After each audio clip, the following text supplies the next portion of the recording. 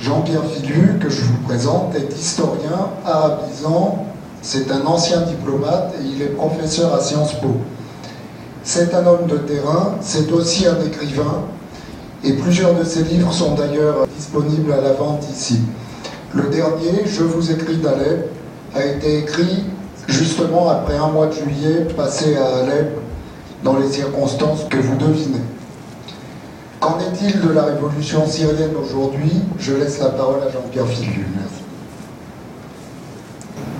C'est toujours une émotion de parler de la Syrie, mais en parler à l'occasion du 15e anniversaire d'une association qui s'appelle Médina, je trouve que c'est encore plus fort.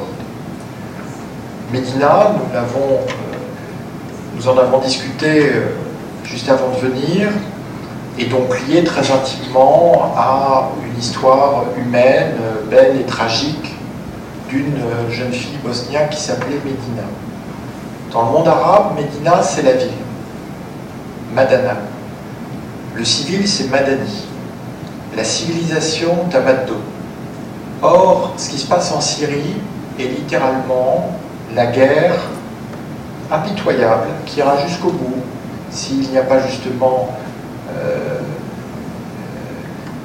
une forme d'arrêt qui est posée à cette machine de terreur, la guerre d'un état de barbarie contre la ville, contre les civils, contre la civilisation, dans un pays qui a largement inventé ce qu'est la ville, la cité, dans notre patrimoine universel. Il se trouve que Alep, où j'étais cet été, auprès de la résistance civile, et non pas de telle ou telle faction, je l'ai découvert en 1980, quand j'avais 18 ans, presque par hasard, vu que je faisais de l'autostop pour aller vers les camps de réfugiés palestiniens au Liban, et que c'était déjà la guerre du régime contre la ville.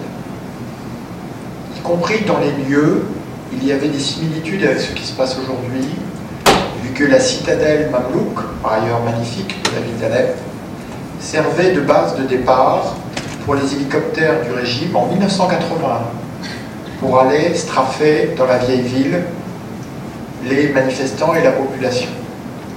La bataille d'Alep à l'époque avait duré 10 mois, sans doute fait 2000 morts, et s'était achevé par la restauration du régime de Hafez al-Assad, appuyé entre autres sur les blindés de la 3e division, la même qui est aujourd'hui en action sur la plupart des théâtres de répression en Syrie, avec à l'époque déjà un général, qui depuis a quitté ses fonctions, qui disait « même si nous devons faire 1 million de morts, nous reprendrons le contrôle absolu de la Syrie ».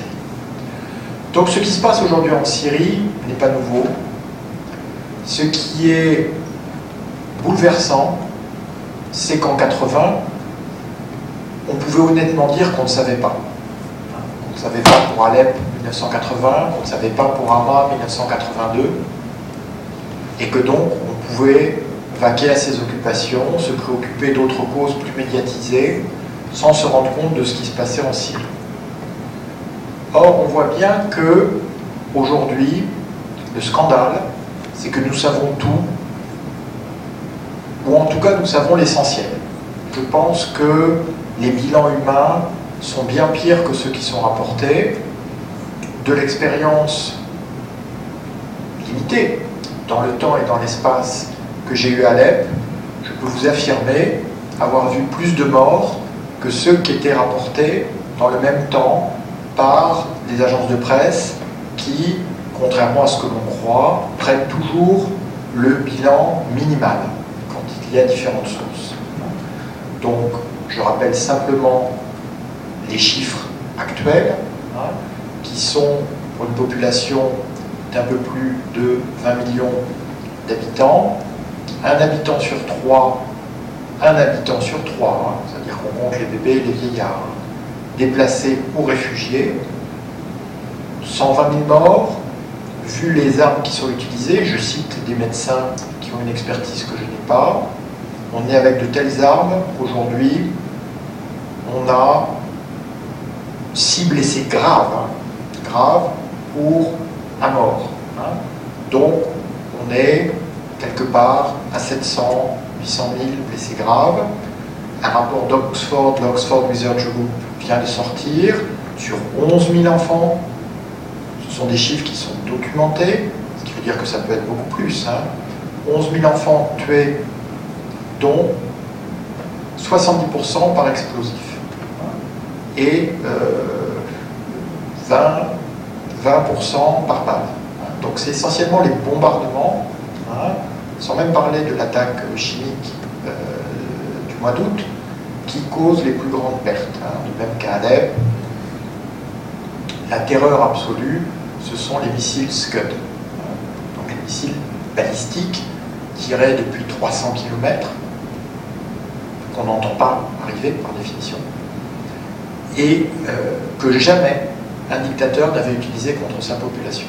Ce sont des armes stratégiques dont déjà l'utilisation dans le cadre de conflits interétatiques implique une escalade grave.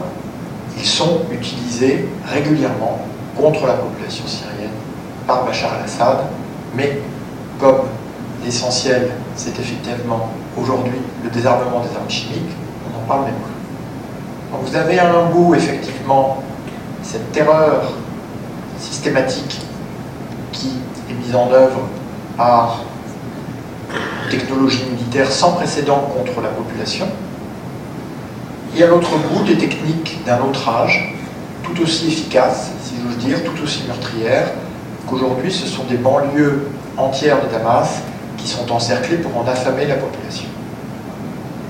Quand je dis affamer, c'est affamer. C'est-à-dire qu'aujourd'hui, en Syrie, on peut mourir de faim. La Syrie était un des pays les plus avancés du Proche-Orient, non pas à cause de Hafez ou de Bachar el-Assad, mais à cause de la Syrie. Étant entendu que tous les dictateurs, mais la famille Assad peut-être plus encore que d'autres, veulent accréditer l'illusion que ce qui se passe de bien dans leur pays, c'est eux, et ce qui se passe de mal, c'est un complot du Mossad, de la CIA, de l'Arabie Saoudite, du Qatar, que sais-je. La Syrie est au cœur du Moyen-Orient, historiquement.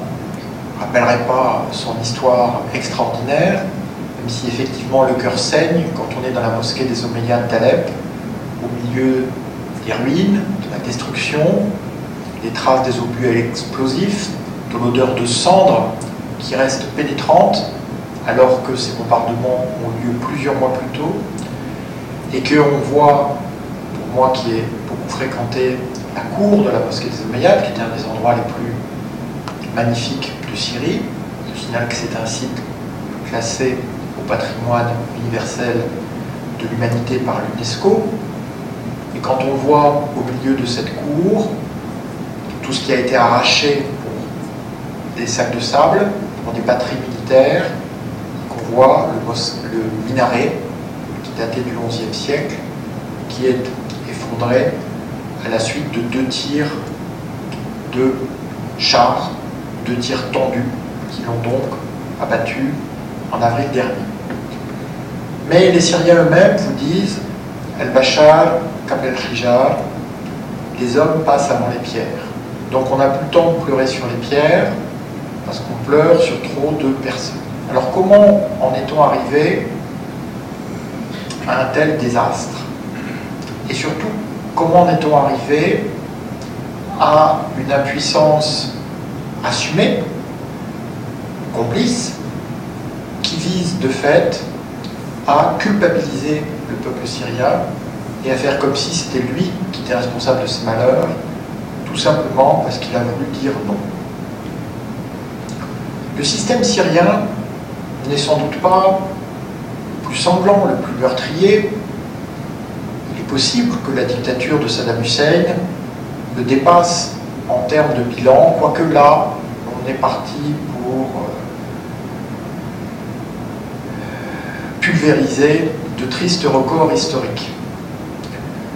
Mais le système syrien se distingue Quand on dit système en arabe, ça veut dire nizam, c'est aussi bien régime que système. Il faut comprendre ce concept de nizam, de système, et pour l'analyser, j'ai prolongé, développé, actualisé, adapté les schémas d'interprétation qui étaient ceux que je découvrais à Alep en 1980 et qu'avait mis au point un des plus brillants arabisants de sa génération, Michel Seurat, qui écrivait sous un pseudonyme du fait des risques qu'il encourait, Gérard Michaud, et qui est mort aux mains du Hezbollah en janvier 1986 du fait de l'absence de traitement que la milice de ces tortionnaires lui avait donc dénié. Michel Seurat reprenait, pour comprendre le régime Assad, les concepts d'Ibn Khaldoun, donc sans doute en tout cas un des plus grands penseurs de sciences humaines, on l'appelle parfois l'inventeur de la sociologie. J'ai eu la chance de parler d'Ibn Khaldoun avec Bourdieu qui disait très ironiquement, comme il le faisait souvent, que ça faisait longtemps qu'il ne l'avait pas croisé.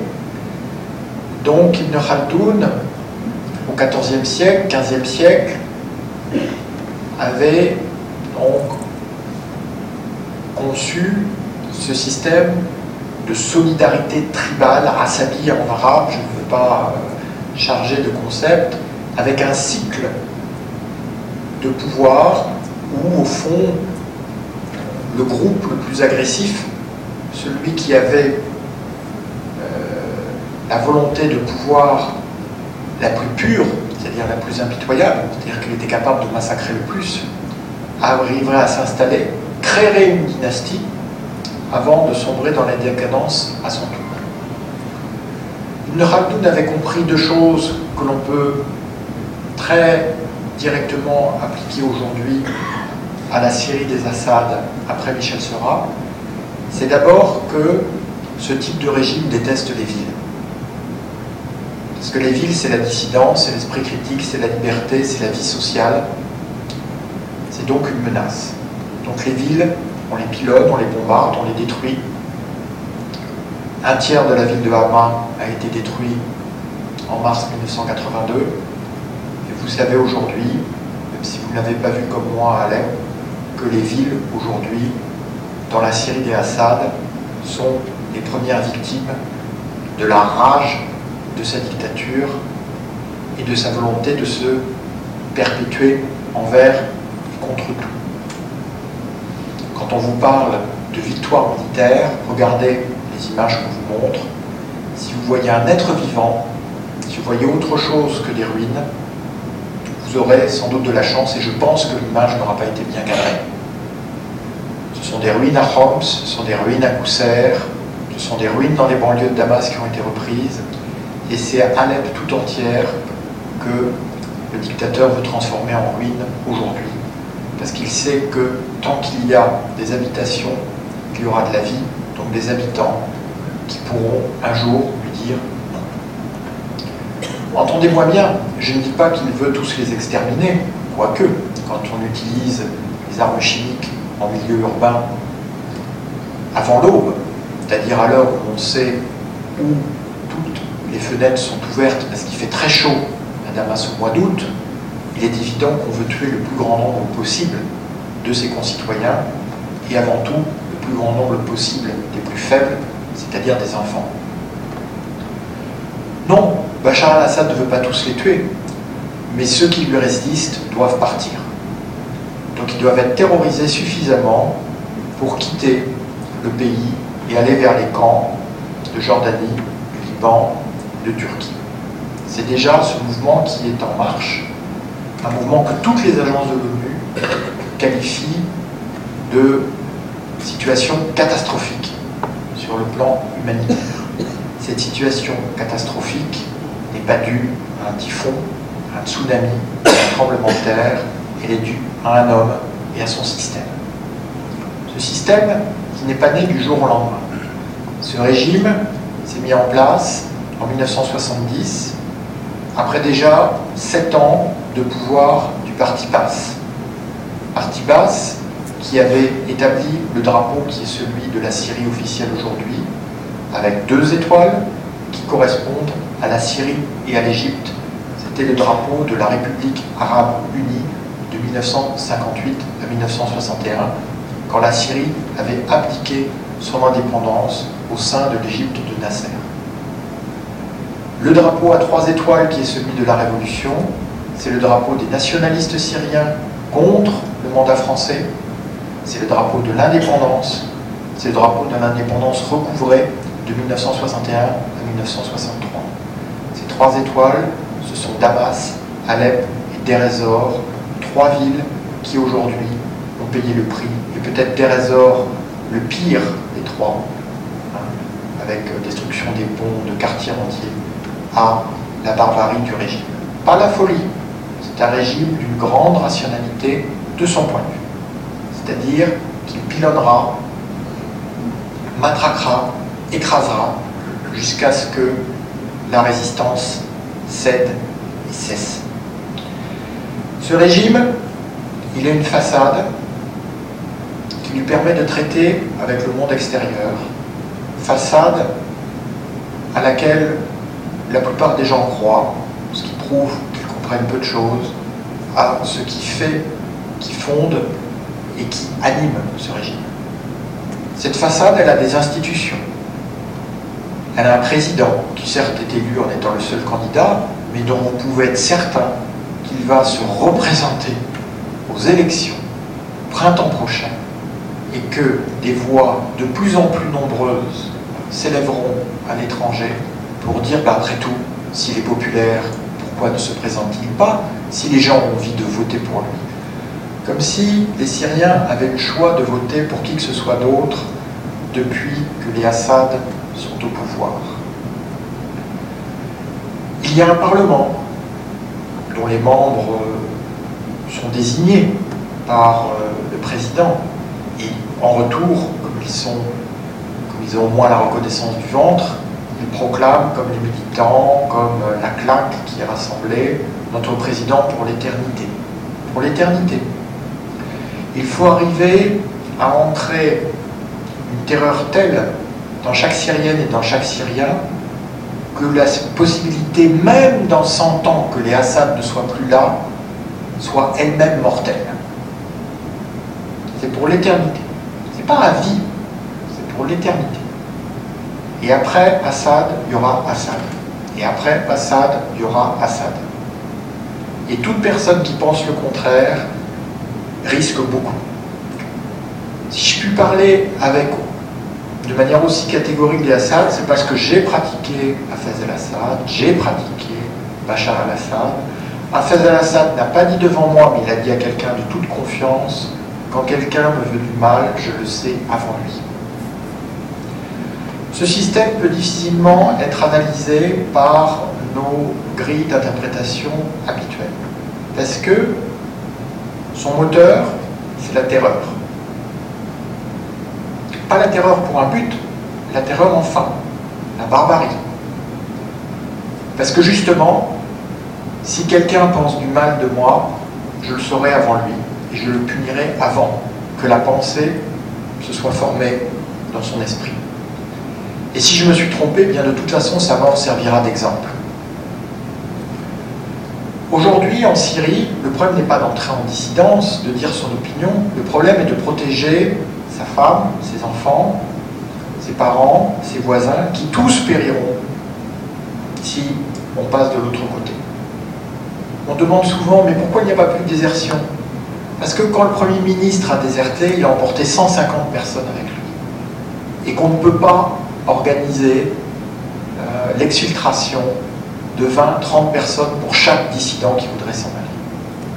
Moi, j'ai rencontré de nombreux déserteurs, et ce n'était pas l'envie de déserter qui leur manquait, c'était tout simplement l'idée que peut-être quelque part, ils avaient quelqu'un sur qui la vengeance du régime pouvait s'exercer.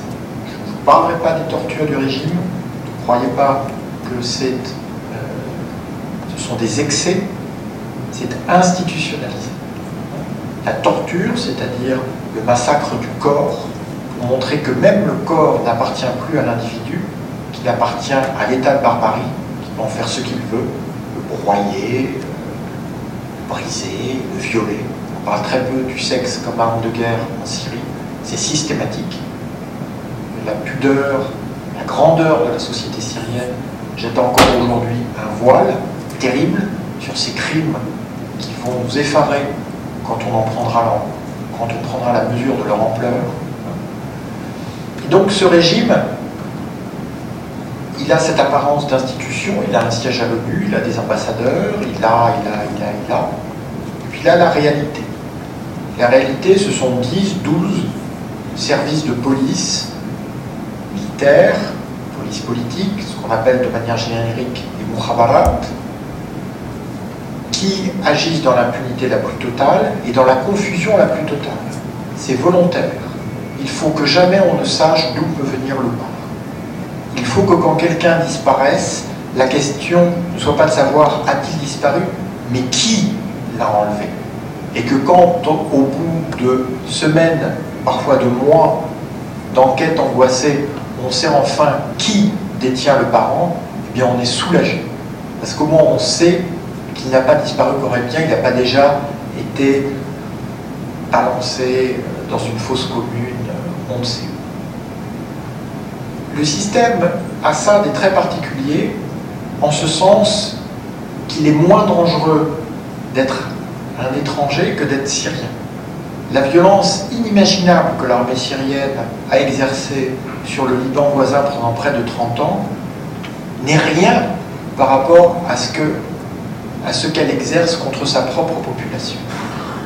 C'est pour ça que, avec tout le respect immense et toute la tendresse que j'ai pour mes amis libanais, s'ils ne connaissent pas la Syrie de l'intérieur, ils ne peuvent pas comprendre, parce que ce n'est pas ce qui s'est passé au Liban. C'est incomparablement pire.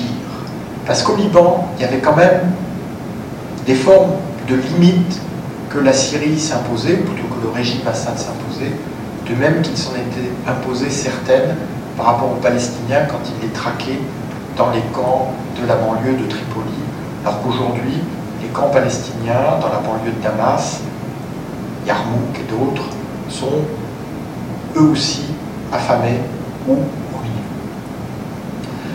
Ce système ne peut se maintenir que par une conjonction unique, à mon sens, entre l'étouffement de toute vie politique intérieure et une suractivité sur la scène internationale.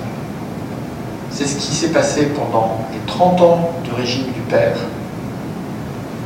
où Damas était le point de passage obligé pour toute personne qui voulait exister au Moyen-Orient.